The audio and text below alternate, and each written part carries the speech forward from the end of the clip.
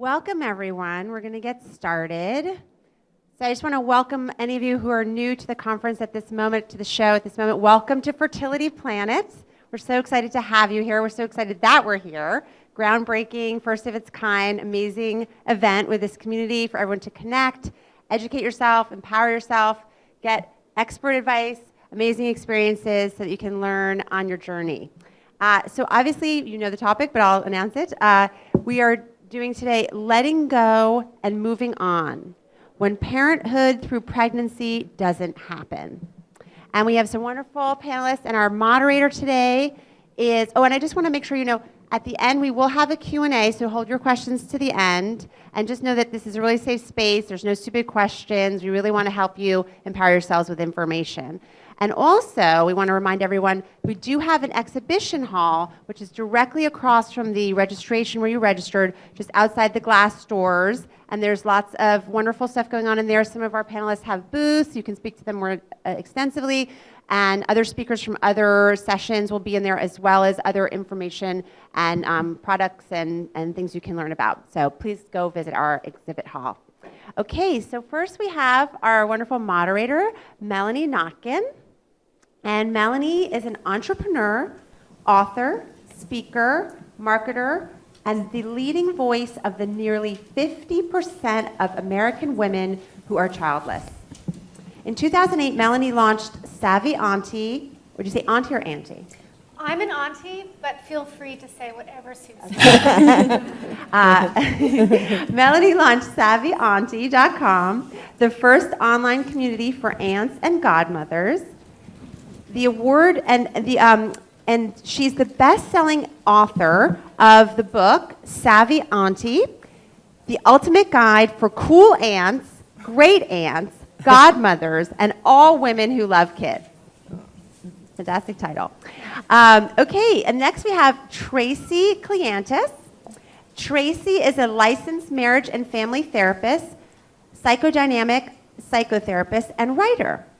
She works with patients with a wide range of issues, and especially those with eating disorders and the stresses and issues that come from dealing with infertility. And next we have Lisa Manterfield. Lisa is an author, blogger, speaker, and coach. As the founder of LifeWithoutBaby.com, she's built an international online community to help women come to terms with being childless not by choice. She's the author of the recently released memoir, I'm Taking My Eggs and Going Home. How One Woman Dared to Say No to Motherhood. Also another great title in the bunch of panelists today.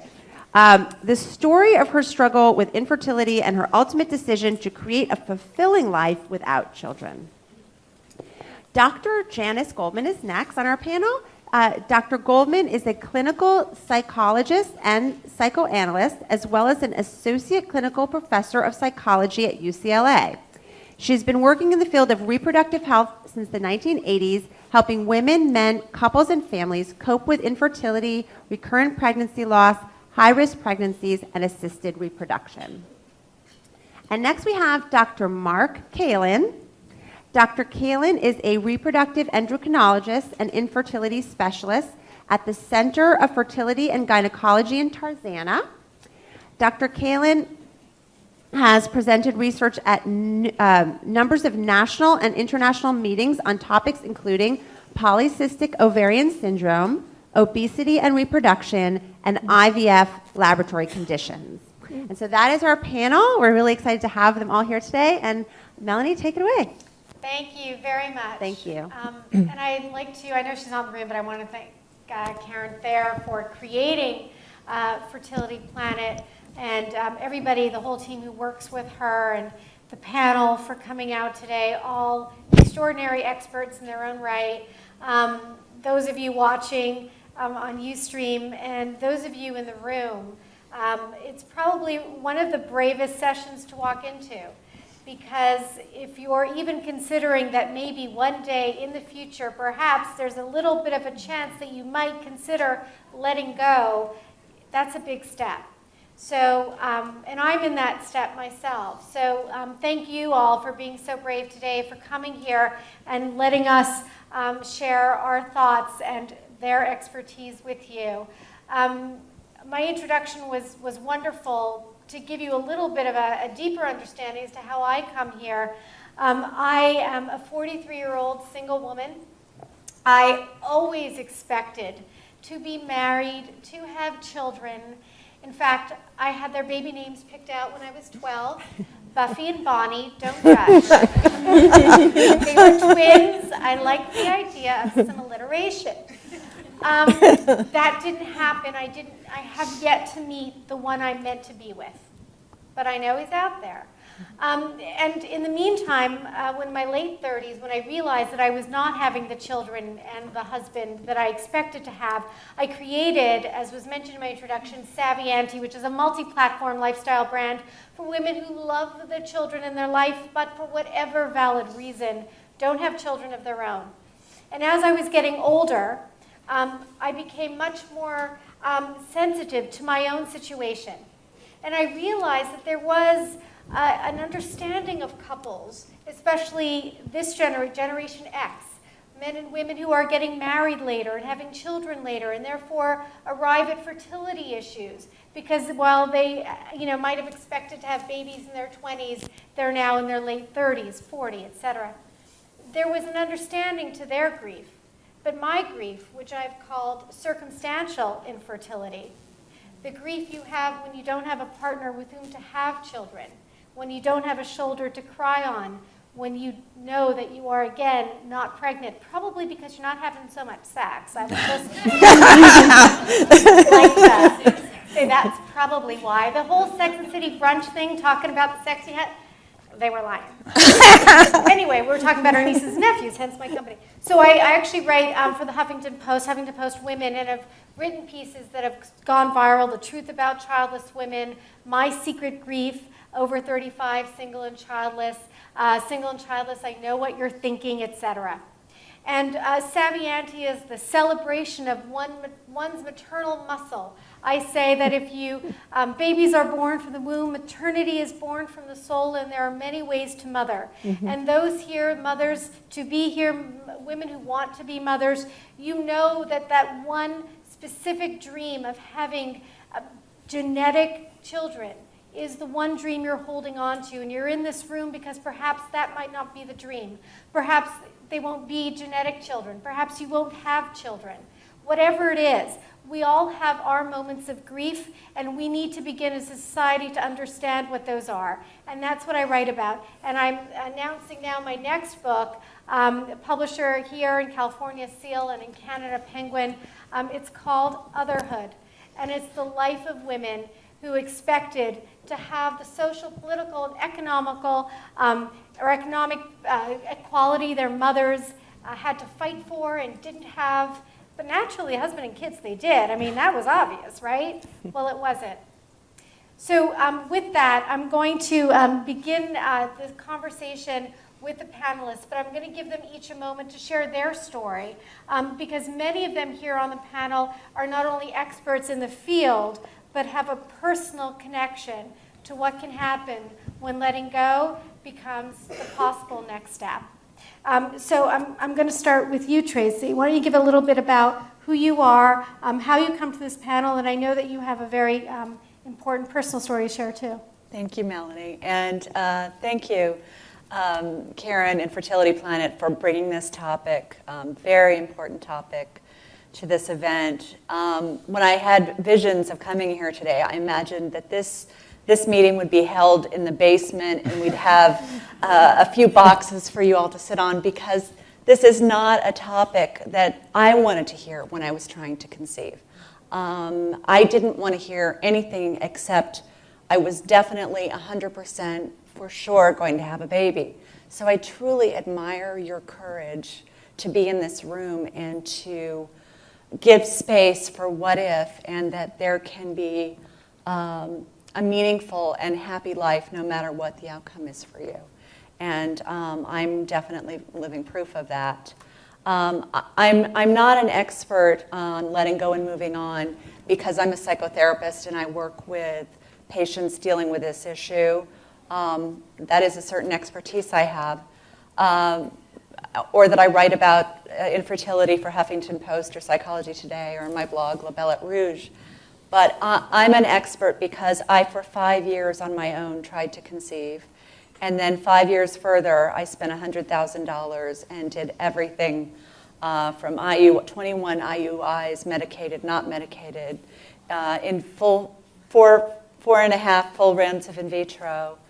I went to Maori healers, I went to astrologers, I went to energy healers, I redid my feng shui, I did my qigong, I ate my weight in yams and pumpkin seeds. Whatever you have done, I have done. My legs have been on the wall after sex for 30 minutes at a time. I did everything I could think of to get pregnant, and we were assured over and over again by people who loved us and people who were praying for us and wishing for us that we would conceive, and ultimately we didn't.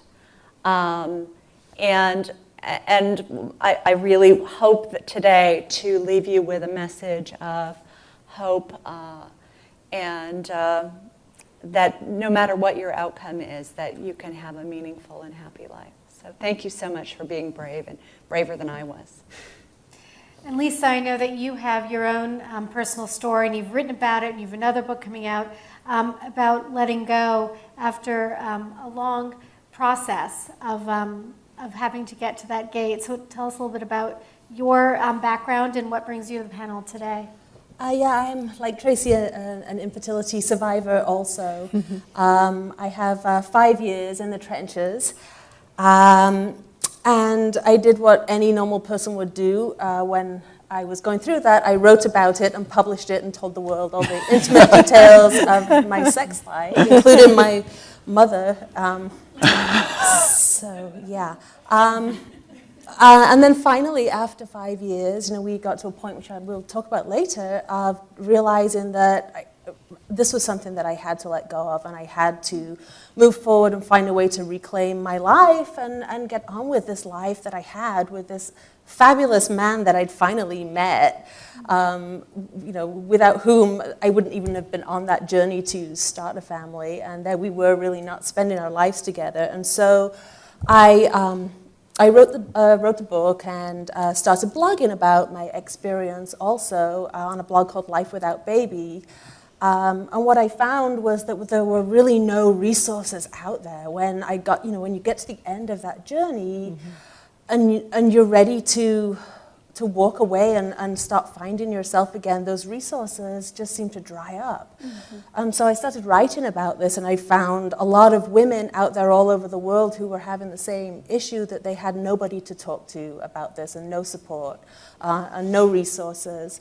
And so my little blog became an international community in something like 180 countries with about 20,000 visitors a month, which frankly blows my mind just to talk about that. So it made me realize really what a lack of resources there are out there. And so I am now writing about this and offering support groups and workshops, and it's kind of taken over my life in a very positive, in a very positive way.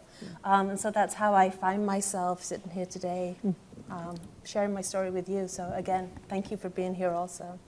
And Dr. Janice Goldman, I know that you have people who come to see you who are dealing with this time of thinking about or having to let go. So give us a little bit about your background and what brings you to the panel today. Okay. I am a clinical and reproductive health psychologist. I'm a psychoanalyst. I'm an associate clinical professor of psychology at UCLA. And since the 1980s, I've been working with women and men and couples struggling with infertility, all sorts of reproductive health problems, perinatal loss, high-risk pregnancies, recurrent pregnancy loss, and assisted reproduction. In my training in the 80s, I was finishing up my training in clinical psych, and I was in the clinic at UCLA, and that's when I first began to see my infertility patients. And it got me really, really interested in that field, in this field. And I became very interested back then in the 80s, the reproductive technologies and the psychological effects of them. So back then, it was, well, amniocentesis And ultrasound was now accompanying, let's say, women who had to have an amniocentesis. So I did some research on the effects of fetal ultrasound on the mother, the pregnant mother, as she went through the pregnancy, and how it affected her attachment and bonding to the fetus inside. And then from that point on, I continued to work with all aspects of reproductive health and infertility patients. I also got some further training and became a psychoanalyst. I think I really wanted to be the best clinician I could be, understand the deepest levels of psychological functioning and emotional pain.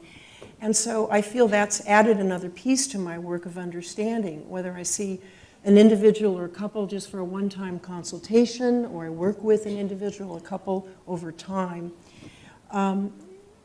Problems of abuse in the past, of trauma, of neglect, all these kinds of things in the past, it's not even necessarily childhood, but even adulthood, I think makes the infertility process much more painful and confusing. So I've tried to help my patients sort through some of these other aspects, because sometimes it can make the process very confusing, so that they can find a more clear-sighted journey and solution. Dr.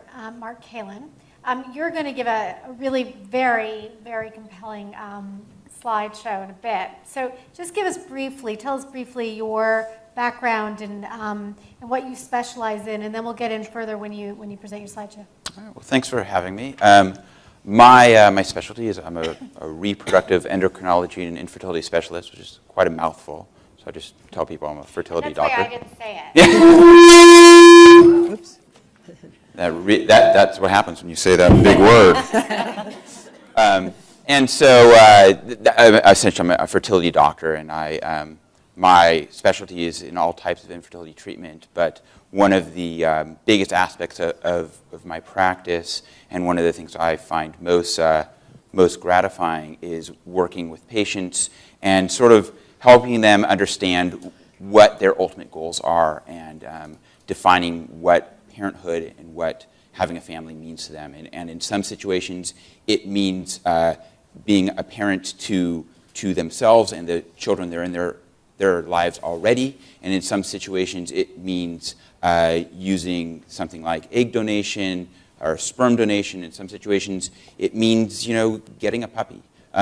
Life is kind of what we make of it, and parenthood in this modern world is really defined by our own definition, as opposed to maybe what people have always told us what being a parent means.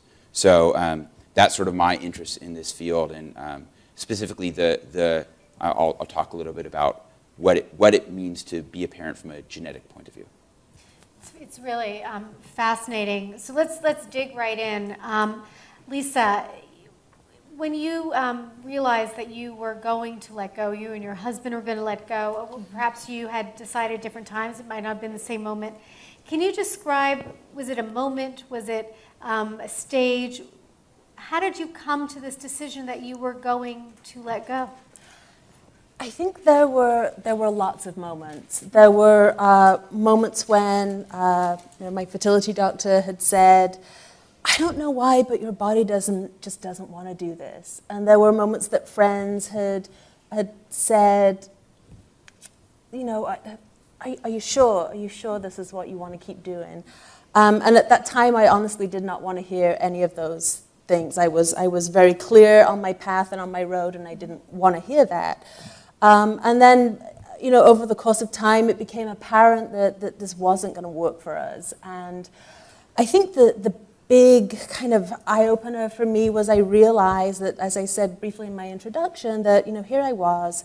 I had finally found this man that I wanted to have a family with and have a life with. And we had been married for 5 years, and we'd spent that entire 5 years of our marriage pursuing a baby. And we weren't, it had consumed our entire lives, and we really weren't living our lives together. And it became apparent to me that if I kept, and you're absolutely right that my husband actually reached that point slightly before I did, and again, and the denial that he was kind of drifting this way, and I was still on my path here. And I think that realization that, you know, I actually already have something that a lot of people would kill for. I have this great relationship, and I'm going to let this go if I keep on this tunnel vision. But I can't tell you that it was a decision and then we moved on, because it wasn't like that at all. It was a long period of, right, that's it. We're going to move on. We're going to figure out how to be a family of two. And then we'd take a few steps forward and then be like, oh, but really? But what about, I'm giving that up. Do I really want to give that up? And so I'd slide back again. And it was definitely a sliding scale of moving forward and sliding back and moving forward and sliding back. And certainly one thing that I really didn't understand at that time was the impact of that loss on me. That I was not going to have children as I'd always planned. And I didn't really understand that that was a loss that I had to grieve, because I think our society, and especially, you know, in our culture where there's always something else you can try. And I'm sure if you've talked to people, they say, well, have you tried this? Have you tried that? Have you considered this? And yeah, I've thought about all those things. And so there's that idea in our culture that there's always something else you can do. There's always a solution. And so for me, I didn't really understand that that was a loss that I had to grieve. And so I think my process was took a lot longer because of that.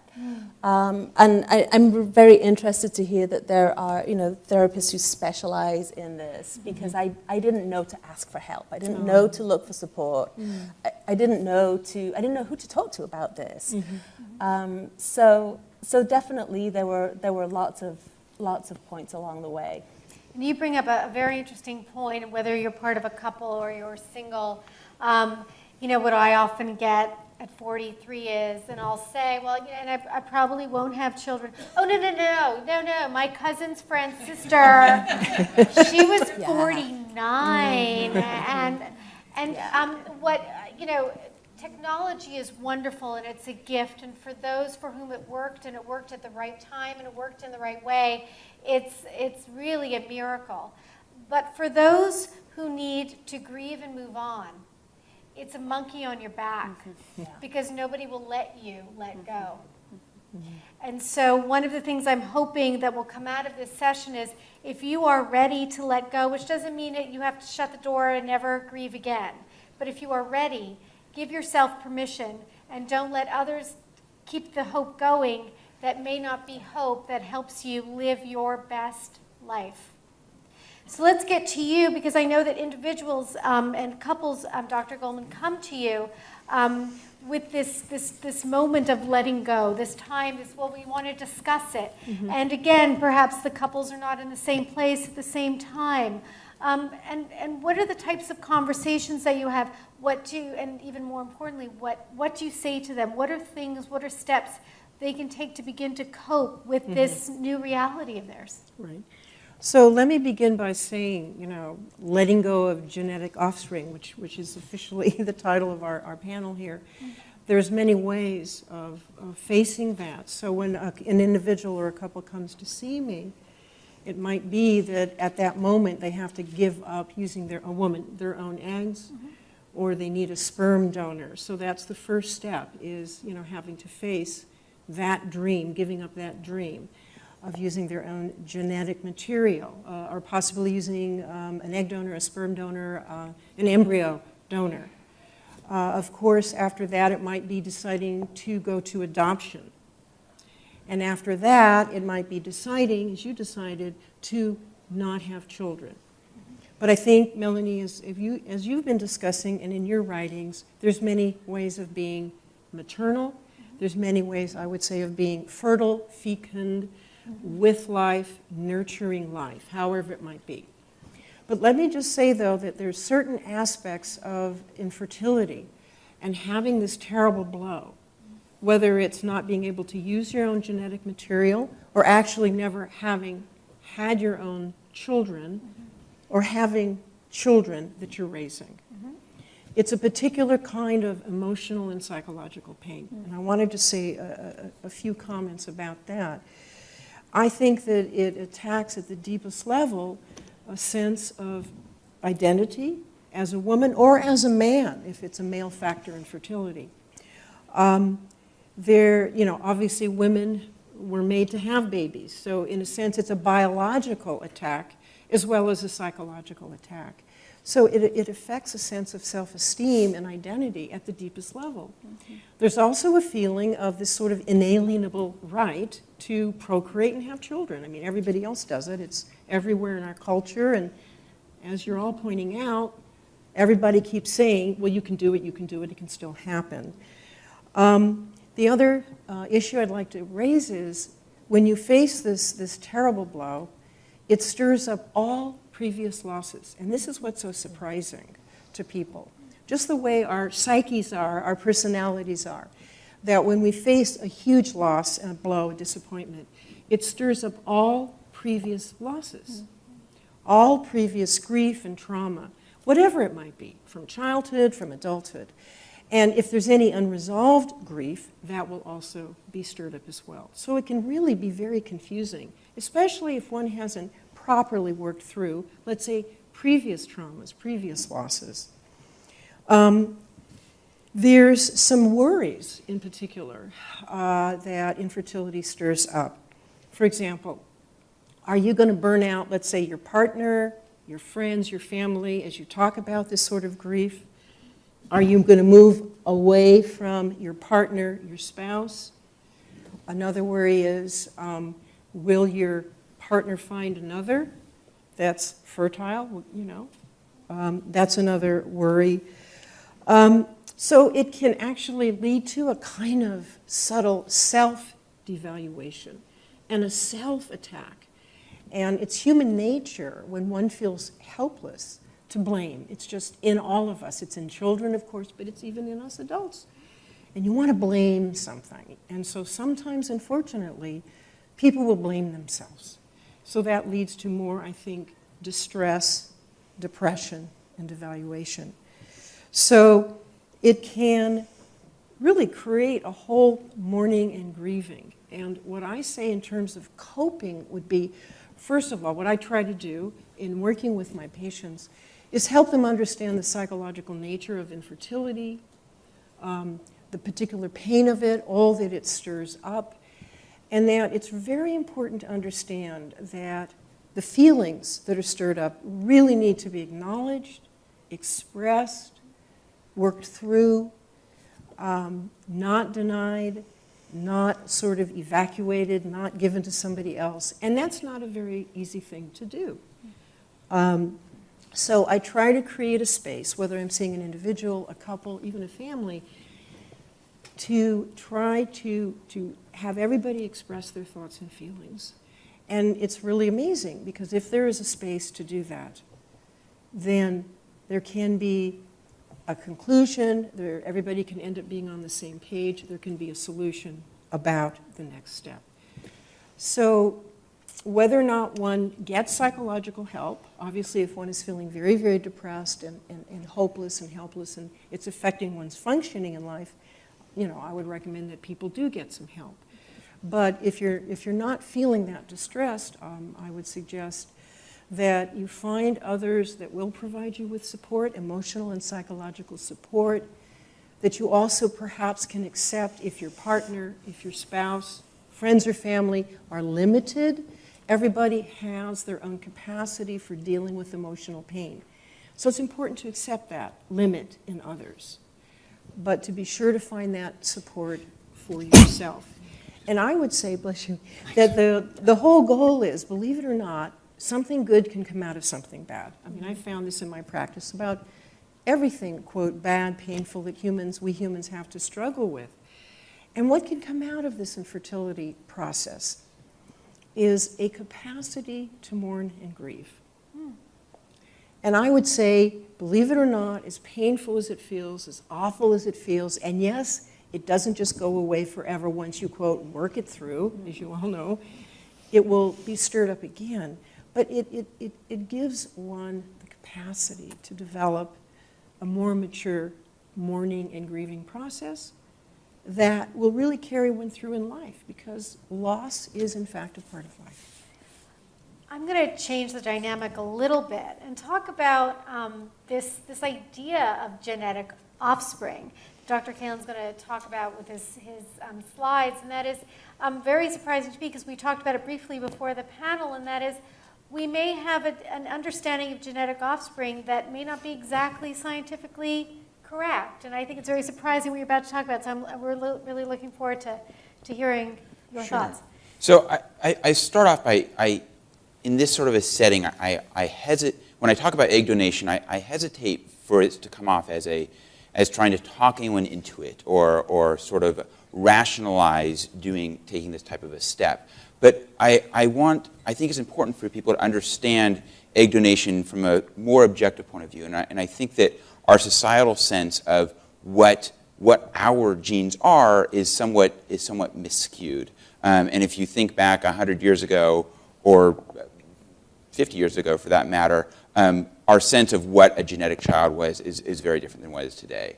So one thing I'll talk about, bringing these slides up, is we all think of ourselves as the product of two parents. That's two people that were the product of their parents, which were 4 people. And they were the product of their parents, which are 8 people, who were the product of their parents, which were 16 people. So if we go back 4 generations to your great-great-grandparents, our presence on Earth depends on a total of 30 different people existing for us to be here. By the way, this comes from a book by Bill Bryson, who wrote a book called A Brief History of Nearly Everything, this sort of public math I'm engaging in here.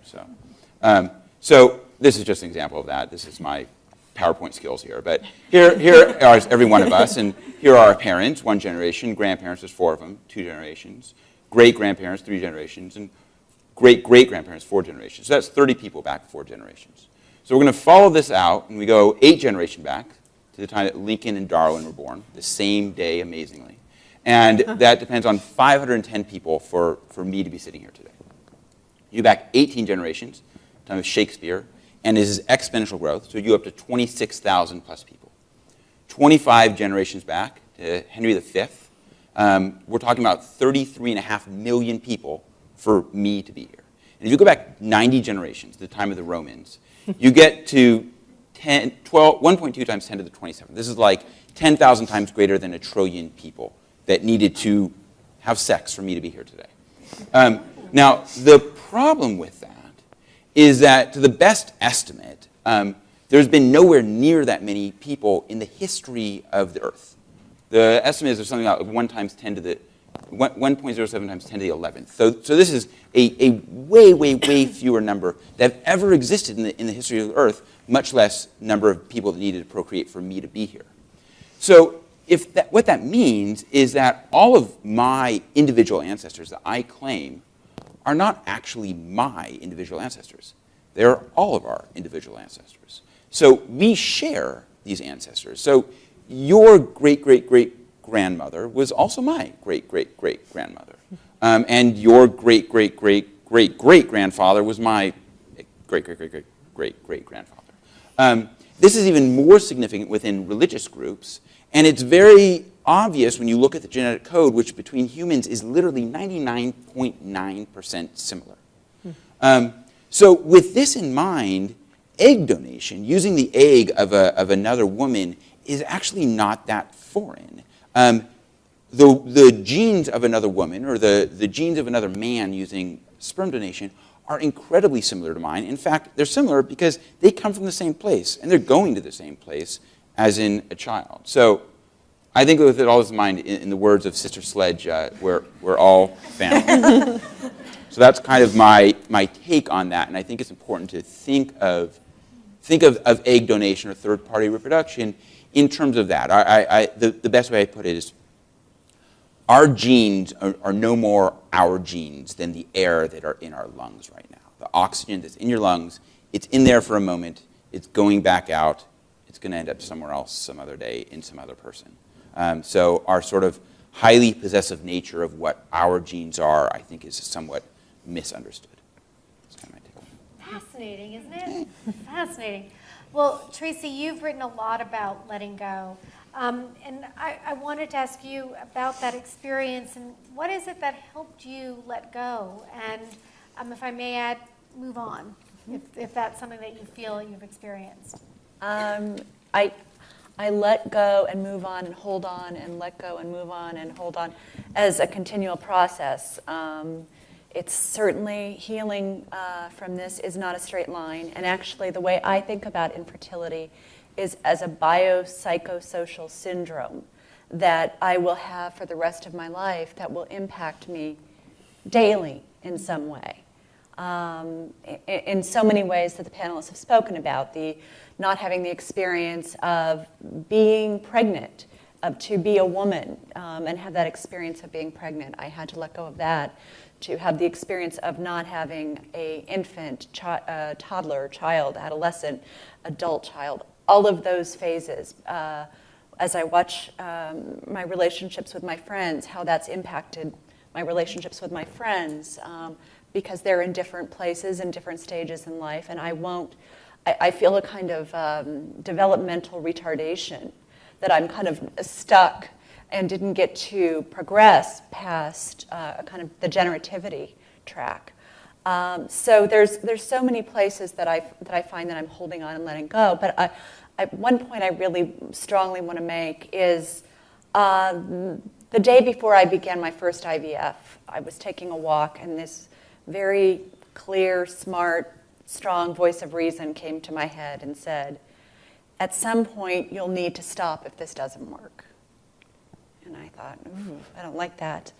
But with each round, with each procedure, at the end of that, I would say to myself, is this the time? And having that was so helpful. I can't tell you. I really, it was I think, so important for my sanity, for my finances, for my body, for my health, to have that question to check in with. There's a very famous couple who is talking a lot about infertility these days. He's an apprentice of some kind, and he recently advised people on the Today Show that to never, never give up. And I had a pretty strong emotional reaction to that. You need to give up when you need to give up. And if you need to give up, it doesn't mean you didn't want it. It doesn't mean it wasn't important to you. And I've actually, a piece I wrote in the Huffington Post about letting go, I got a lot of feedback of, well, you're happy now, so you must not have really wanted it. And it hurt, and I had to quit reading the comments because I really, really wanted it. But I would say what helped me let go was having that question, turning to support. The first thing I did after I called my doctor and said no more was to get online and Google, what do you do after? When there's nothing left. And I found blogs. I found Lisa. I found Silent Sorority's blog. I went to my own blog and wrote about my own grief and my own process, and it was profoundly helpful. The other thing I did was I went to therapy.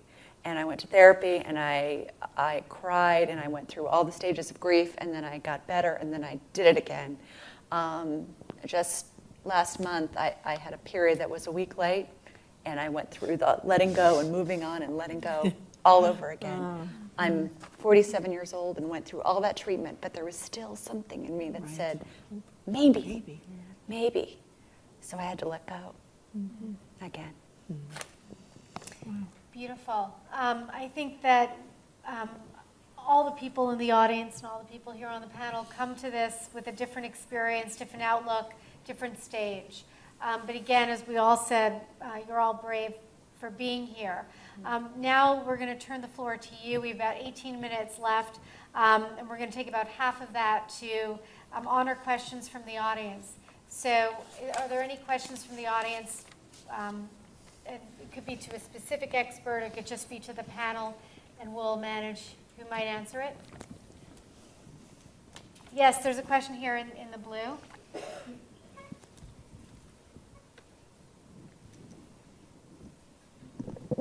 So I have built a new dream. That's how I put it. I don't say giving up. For me, I don't like to say I quit or I give up.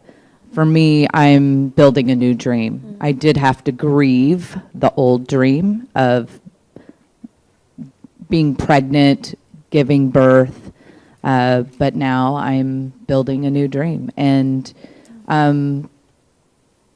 so that's what I'm really excited about, is my new dream. And if this new dream does not come to fruition, I will again build a new dream, because my life will continue to move on. That is life, as you said. It's part of loss.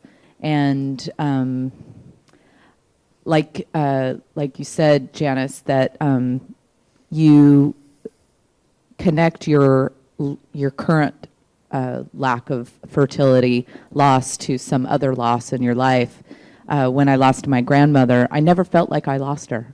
I always speak to her in the spirit world and can say hello to her at any time. So I never feel like I've really lost her. Yes, I can't see her. Yes, I can't touch her.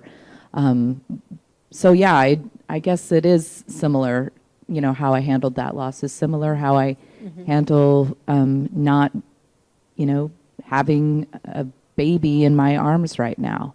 And so yeah, I'm excited for my new path and whatever that may hold. And I just pray that everybody else in this room can grab onto some semblance of hope for a new and different future, however you define that for yourself. It's beautiful. Thank you very much. And that is so true. Yes. Bravo. Bravo. Don't make me cry. There's no substitute for your life. And I once thought to myself that my mother wasn't supposed to have me. She was ill, but she decided that my brother shouldn't be an only child, and she had me. And I thank God I had her for almost 20 years after that. But I decided that my mother didn't take that risk with her life for me to not live my best life. So think your parents had you, as much love as you have for that child that you cannot have or do not have yet. That is the love your parents had for you. So let's live those lives the best that we can. If there's another question from the audience, we'll take that. This lady here. Hi. I'm at the point where I know that I'm not going to be able to have my own genetic child, so I'm considering egg donation.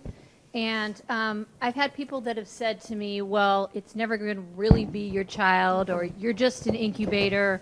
But then I've had other people that will say to me, but even if it's not your genetic DNA, it's your body that is creating the ear and the fingernails and the flesh and the blood flow that's going through. So I was just wondering if you might be able to address that, and also specifically from a medical standpoint. How much of it do you have any sort of influence on the baby as it develops, or are you really just an incubator? Right. So that's About a minute and a half. yeah. So it's a fascinating question, and so it's when a baby comes out of a woman, that baby, as you said, the flesh is of that woman. It sounds like the Bible or something, but it's literally that fat, cute leg that's made from the nutrients of your body. So there's no question of what that is and who it's from. The other sort of fascinating things about it is that we're, and I'll try and explain this quickly, but there's such thing as a chimera. Chimera is a Greek legend of a half man, half horse. And so we are all genetic chimeras, meaning that we are not purely one type of DNA. All of us have some very, very small amount of DNA from our mothers in our bodies. And all women who give birth to a child, some of their DNA also is floating around within the body of the child. These are free, very, very small pieces of DNA. Now, I'm not claiming that these are active or that they code for anything, but when you are born from somebody, that person they are passing on their body to you. Your body comes from that body. DNA is a very, very, very small molecule. There's nothing to that. There's no cuddling DNA. The baby is the baby, and that comes from the mother. So again, this is by no means meant as and I'm very, very careful to explain this. This is not meant as a rationalization or to convince anybody that this is the way that they should go. There's lots of different ways for people to go and people to have fulfilling lives. But when we think about what it means to have a child, it's really important that our preconceived notions of what being a parent or a mother or a father is does not get in the way of us actually becoming what we want to become. And Dr. Janscombe, I'll give you the other minute and a half. Okay. It's a wonderful question you've asked, and I'd like to address it the psychological end, because a lot of people that are considering egg donation wonder about this. And I think ultimately it's the woman's wondering about her capacity to love. Can she love something that isn't totally and completely of her genetic material? The beauty of egg donation, if one is fortunate to have it and it works, is that the baby is growing inside of you, so that you have the potential to bond and attach psychologically and emotionally to the baby growing inside of you. And I would say in my many, many years of experience, the only time that may not work so well, let's say in a woman that's concerned about it, is if one moves too quickly. If one hasn't properly digested, mourned and grieved, and then can move on in a sort of organic way. If it's done too quickly, then I think, from my experience in working with patients, there can be more of a concern about the psychological and emotional bonding and attaching, loving that baby that isn't, quote, 100% your own genetic material. Do we have any questions from the online community? We don't at this We time, don't. so we can keep So going. we can keep it in the room? Is there another question in the room? I was wondering, I've asked myself lots of times why I want to be pregnant, why I want this so bad. And if I don't get it, how that's going to change things. So I'm wondering maybe what exercises you guys did to help you cope, or maybe if it was just a change in perception. Lisa, why don't you answer that? Yeah, I did a lot of rationalization to begin with, and had a top 10 list of things that would be better because I didn't have children. And I'm not condoning this as a method, but that's what I did to get myself moving in that direction. I would say find support, whether that's through family or friends, and don't try to go through this alone. Even if you can find one ally that understands what you're dealing with, and really understand that what you are giving up is a huge loss. And it's like any loss of if you've lost a family member, the extent of that loss is the same. The unfortunate thing is that our society really doesn't understand that because it's not tangible. They don't see somebody who was there and then is not there. They don't bring casseroles and send cards and flowers and organize the neighbors to take care of you. Mm-hmm. They really don't. And so find that support somewhere, and then give yourself permission to grieve. And it's the hardest thing to do, to let that grief frankly take over you, and it does, and it's like a wave, and just like any other loss. But just like any other loss, you get through it. You find support, and you come out the other end, and you're okay, and you don't think that you're ever going to be okay. But one day you get up, and you are, right? I just realized that I'm missing out on bridal showers, baby showers, and casseroles. And Tracy, I know that you have some coping methods, and part of it I know is to allow yourself to let go, move on, grieve, let go, move on, and go through the cycle.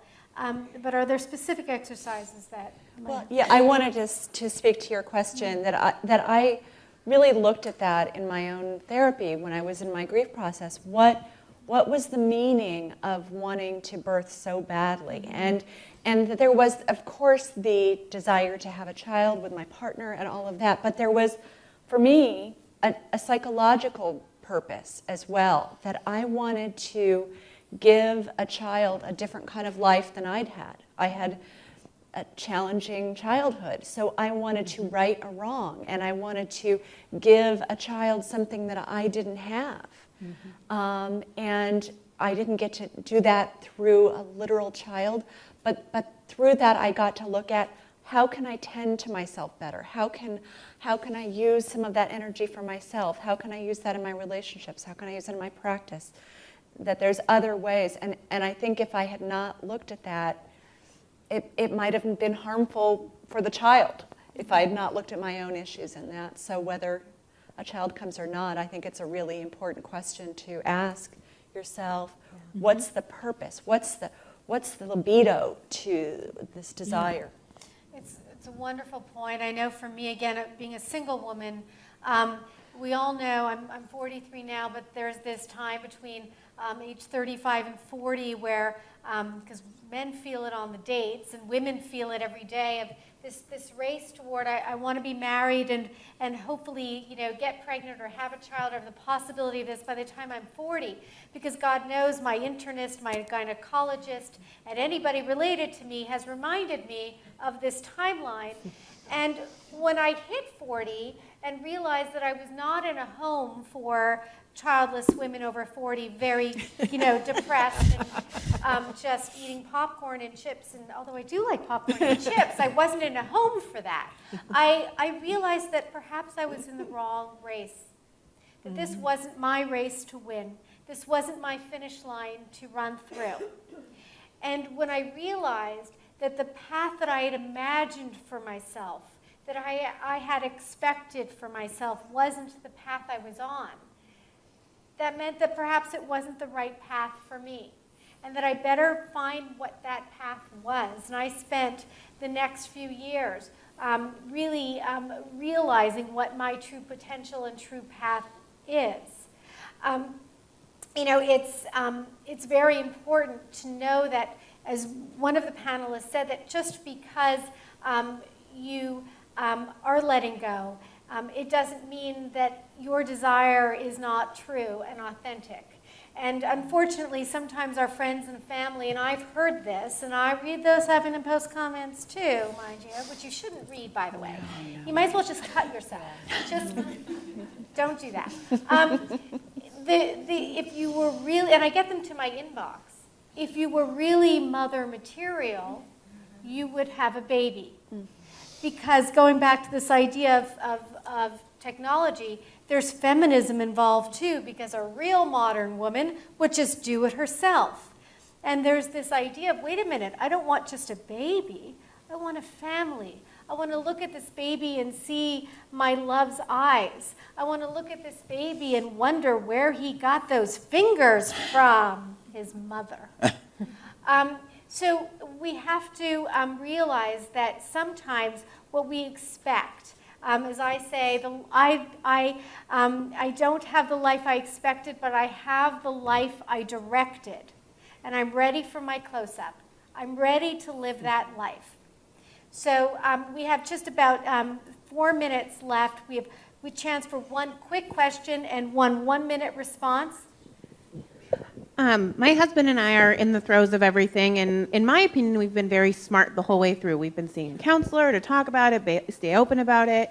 We had a plan. We're not going to throw all our money away. We're going to do this, this, and this. If it doesn't work, we'll move on. The only thing we haven't been smart about is we haven't told anyone. And so when we get to that point where we are ready to let go, we're going to have to share with everyone who hasn't known anything. What suggestions do you have for sharing that journey without reliving it? Or, well, I mean, I guess you're going to have to relive it, but how do, surprise, we're not going to have a baby. How do you do that? It's a wonderful question, because they've been cheering you on, and now you have to say you've let the team down in a way, right? So who would like, Dr. Golan? Well, first of all, I would say it's a very individualistic, very unique approach. Like, it depends on how you feel about it, how private you want to be. to what detail you want to tell your family and friends. It may be different than your spouse, your partner, and to be very respectful of that. I would just say, if you feel comfortable, to be as honest as you feel comfortable being, and that, as you said, rightly so, that to some degree you will relive it a bit, but that hopefully you can let people know who are supportive. If there are people that you know in your family, friends that are not supportive, then perhaps you think twice about telling them or how much you say, because you have a lot of control over that. And Lisa, you had that experience firsthand, so how did you share the news? Yeah, I kind of put a circle of support around myself. And I would really urge you to be, if this is a direction that you end up going, to really be protective of yourself. And within that circle of support, figure out who's safe to bring in. If you know that there's somebody that will react the way that you would hope them to react and be supportive, bring that person in. And if there's somebody in your family who you know is going to say, oh, just get a puppy, it'll be, and I'm quoting from a relative, that person needs to stay out of your circle of support until you are ready, because it is a process, and the first person that you tell will be really hard, and it gets easier. But I think you want to be selective about who you allow into your kind of safe zone. It's wonderful. Yeah. Is there anything left? We just have literally 30 seconds left before we finish up. Is there anything on the panel that you'd just like to add before we close up? Any point that you missed that you didn't get in? There was a gentleman over there. There's a gentleman. Did you have a question, sir? Just quickly, a lot of women start out very, very young, conceiving of themselves like, I'm going to be a mom someday. Mm-hmm. And it's so deeply embedded in their character that I think they have trouble, and the word conception is very accurate here, because you have to reconceive yourself and think, okay, who else am I? What else am I? Right. And what else can I be? And a lot of women don't think of themselves as like it's like a primary thing. So how did you deal with that in your lives? Finding a new way to reconceive yourself. Tracy, I'm going to give that to you. I'm going to give you just 20 seconds. Oh, my goodness. It's a process. And it's still a process that I face, because I have patients who want me to be their mother. So it's something that I'm always kind of coming across, this identity and expanding to other ways of being nurturing without identifying with that mother archetype, that there's other ways, that there's aunties, there's sisters, there's different ways. So. I've got to interrupt and say thank you to Ustream. Everything's on fertilityplanet.com. Thank you all for coming. You can find us all on the website, more information. And bravo to you again for being so brave today.